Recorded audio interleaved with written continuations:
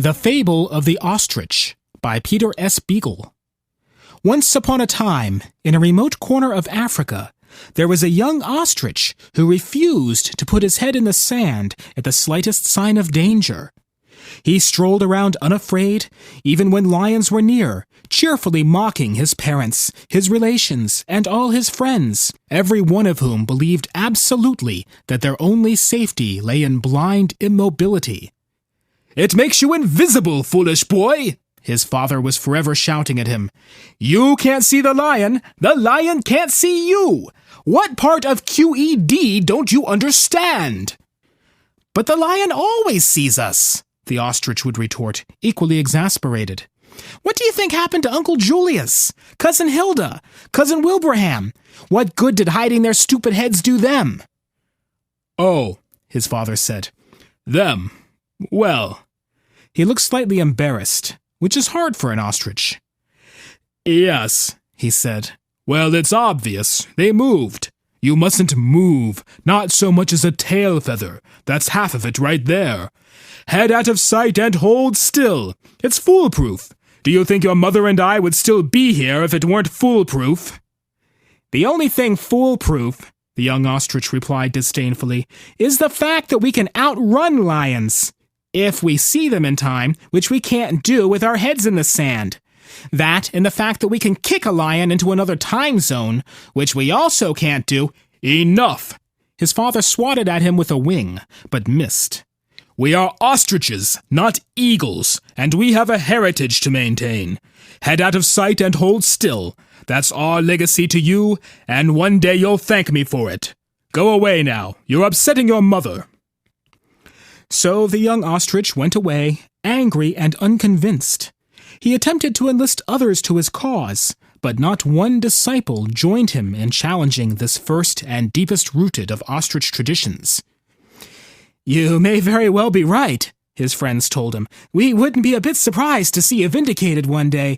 But right now there's a big, hungry-looking lion prowling over there, and if you'll excuse us—" And they would hurry off to shove their heads deep into the coolest, softest patch of sand they could find, leaving their feathered rumps to cope with the consequences. Which suited lions well enough, on the whole, but deeply distressed the young ostrich. He continued doing everything he could to persuade other birds to change their behavior, but consistently met with such failure that he was cast down into utter despair. It was then that he went to the eldest lion. The pilgrimage across the wide savannas was a hard and perilous one, taking the young ostrich several days, even on his powerful naked legs. He would never have dared such a thing, of course, if the eldest lion had not long since grown toothless, mangy, and cripplingly arthritic. His heavy claws were blunt and useless. More of his once black mane fell out every time he shook his head, and he survived entirely on the loyalty of 2 lionesses who hunted for him and who snarled away all challengers to his feeble rule. But he was known for a wisdom most lions rarely live long enough to achieve, and the young ostrich felt that his counsel was worth the risk of approaching him in his den. Being very young, he also felt quick enough on his feet to take the chance. Standing within a conversational distance of the eldest lion's lair, he called to him politely, until the great, shaggy, and distinctly smelly beast shambled to the cave entrance to demand, "What does my lunch want of me? I must ask you, of your kindness, lunch, to come just a little closer. My hearing is not what it was. Alas, what is? A little closer only." The young ostrich replied courteously, without taking a further step, "I thank you for the invitation, mightiest of lords, but I am only a humble and rather unsightly fowl, unworthy to even set foot on your royal shadow. Sir, eldest, I have come a far journey to ask you a single simple question, after which I promise to retire to the midden heap my folk call home, and presume no more upon your grace." His mother had always placed much stress on the importance of manners. The eldest lion squinted at him through cataract-fogged eyes, mumbling to himself, "Talks nicely for a lunch.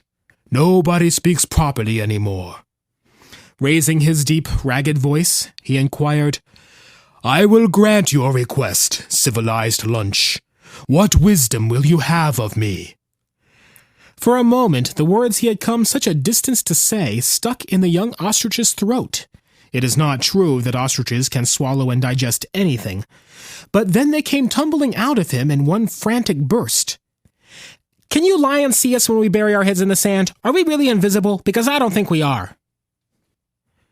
It seemed to the young ostrich that the eldest lion, most likely due to senility, had not understood the question at all. He blinked and sneezed and snorted, and the ostrich thought he even drooled just a trifle. Only after some time did the ostrich realize that the eldest lion was, after his fashion, laughing. "Invisible?" the ancient feline rumbled. "Invisible? Your stupidity is a legend among my people. We tell each other ostrich jokes as we sprawl in the sun after a kill, drowsily blowing away the feathers. Even the tiniest cub, even an ancestor like myself, half blind and 3/4 dead, even we marvel at the existence of a creature so idiotic as to believe that hiding its head would keep it safe. We regard you as the gods' gift to our own idiots, the ones who can't learn to hunt anything else, and would surely starve but for you." His laughter turned into a fusillade of spluttering coughs, and the young ostrich began to move cautiously away, because a lion's cough does not always signify illness, no matter how old he is.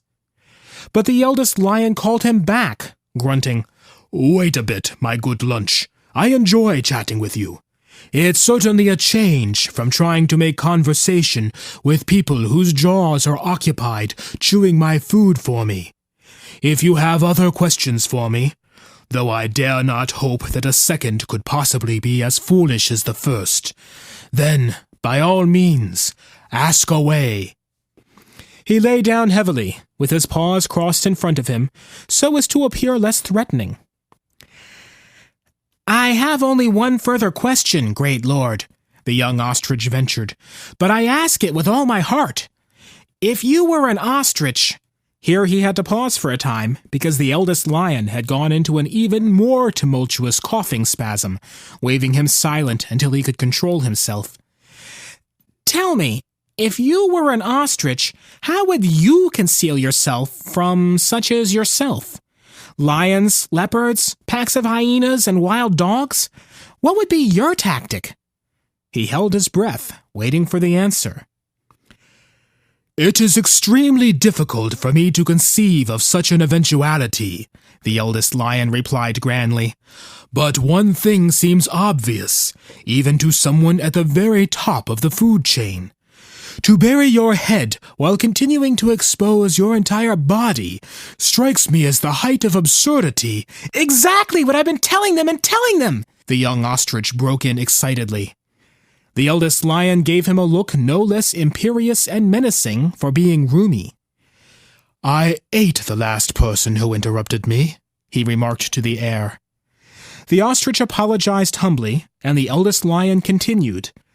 "As I was saying, the truly creative approach would be to reverse the policy, to keep the body hidden, leaving only the head visible, and thus, I might add, much better able to survey the situation." He paused for a moment, and then added thoughtfully, "I will confide to you, naive lunch, that we lions are not nearly as crafty as you plainly suppose. We are creatures of habit, of routine, as indeed are most animals. Faced with an ostrich head sticking out of the sand, any lion would blink, shake his own head, and seek a meal somewhere else. I can assure you of this." "Bury the body, not the head. Yes, oh yes!" The young ostrich was actually dancing with delight, which is a rare thing to see, and even the eldest lion's wise, weary, wicked eyes widened at the sight.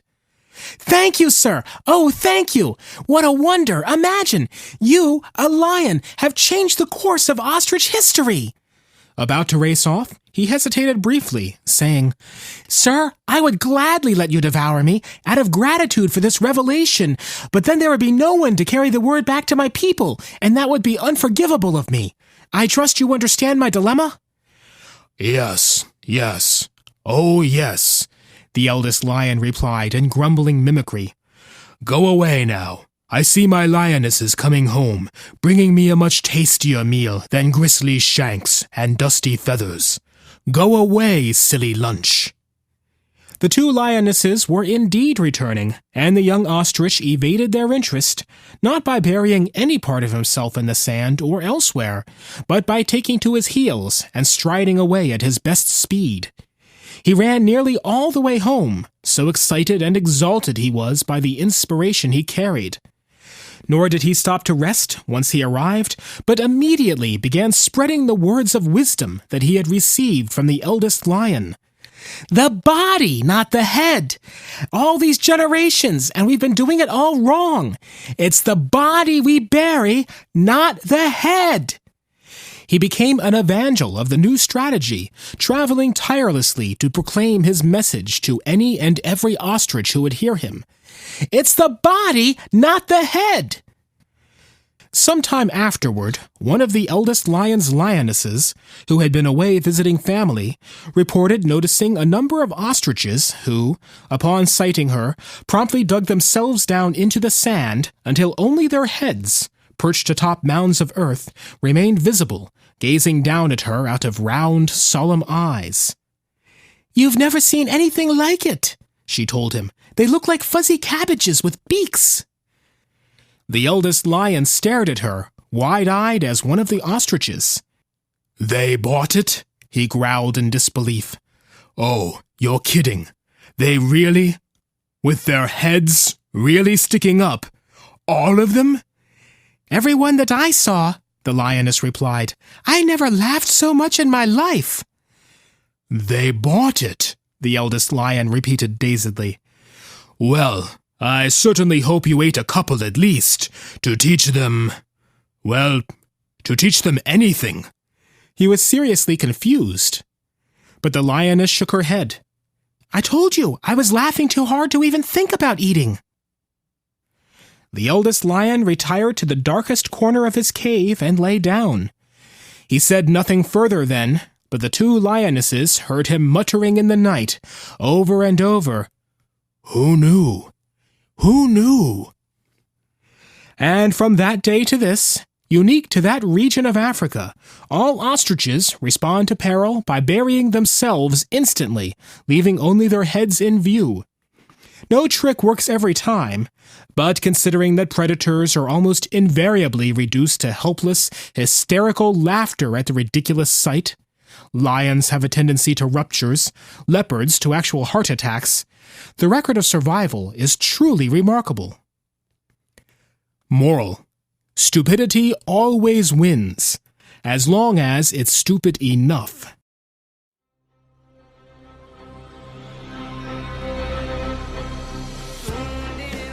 This has been a Podcastle miniature. The Fable of the Ostrich was by Hugo and Nebula Award winner Peter Beagle, whose novels like The Last Unicorn and A Fine and Private Place are considered classics. It was read by Steve Ely, editor of Escape Pod and publisher of this fine podcast. Visit us on the web at podcastle.org.